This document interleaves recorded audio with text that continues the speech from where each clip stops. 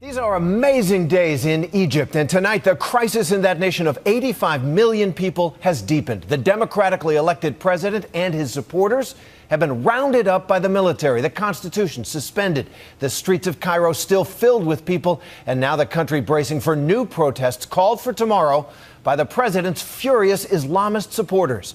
ABC's Alexander Marquardt has been covering this amazing story right from the start in Cairo, and he joins us now.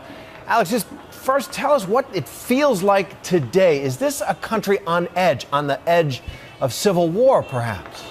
Good evening, Terry. It certainly does feel like that. There are really two Egypts right now. The one that you're seeing right behind me down here on Tahrir Square, which, as you know, is the birthplace of the revolution 2.5 years ago. There's been absolute jubilation since President Morsi stepped down 24 hours ago. It feels something like our own Independence Day, with fireworks going off, horns blaring. They've got these laser pointers.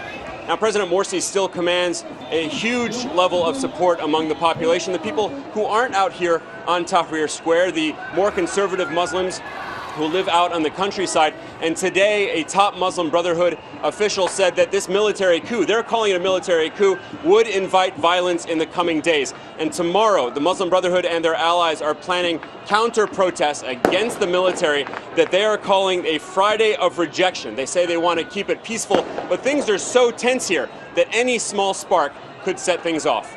The military has taken over. So what are they doing now to try to clamp down on the violence?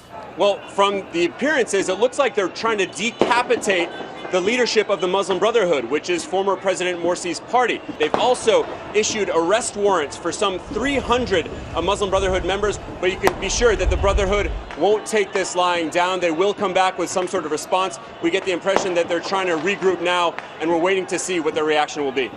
So, Alex, as you know, Egypt is such a critical country in that region and for the United States, a key ally in some ways in keeping whatever's left of stability in the Middle East. Is there anything the U.S. can do at all, or are we just going to stand by and watch this happen?